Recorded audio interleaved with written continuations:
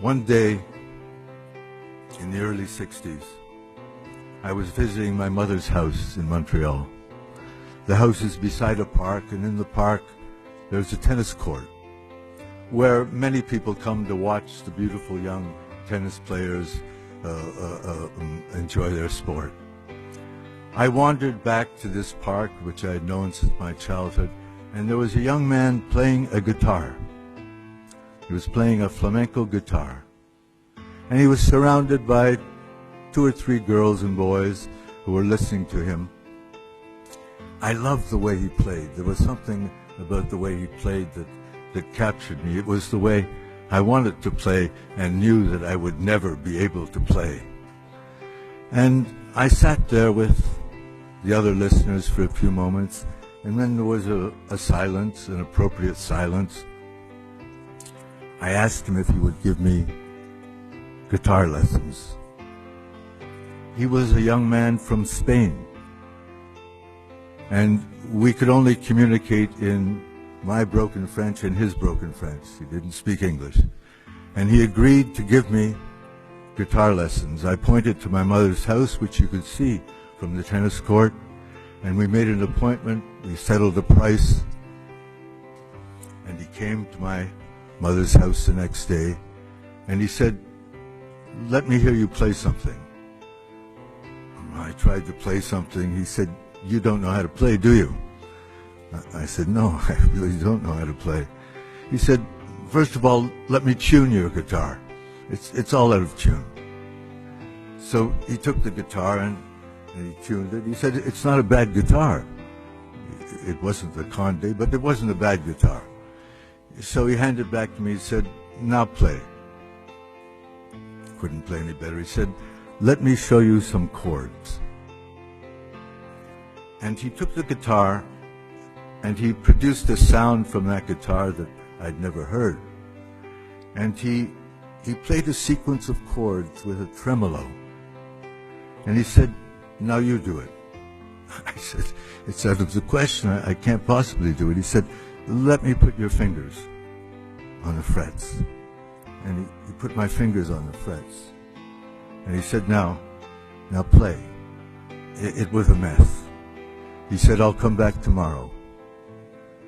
He came back tomorrow.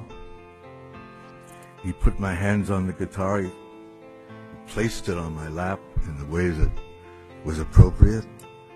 And I began again with those 6 chords, 6-chord progression that many flamenco songs are based on. I was a little better that day. The 3rd day improved, somewhat improved.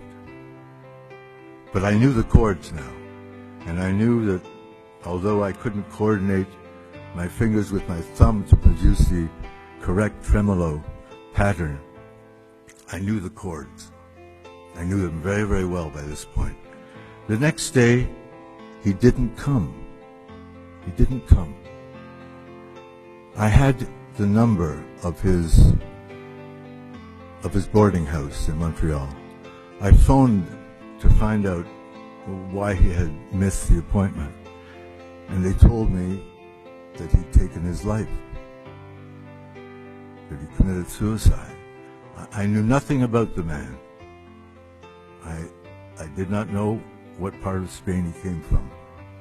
I did not know why he came to Montreal. I did not know why he stayed there. I did not know why he appeared in that tennis court. I did not know why he took his life. I was deeply saddened, of course. But now I disclose something that I've never spoken in public. It was those 6 chords. It was that guitar pattern that has been the basis of all my songs and all my music. So now you will begin to understand the dimensions of the gratitude I have for this country. Everything that you have found favorable in my work comes from this place. Everything that you have found favorable in my songs and my poetry are inspired by this soil.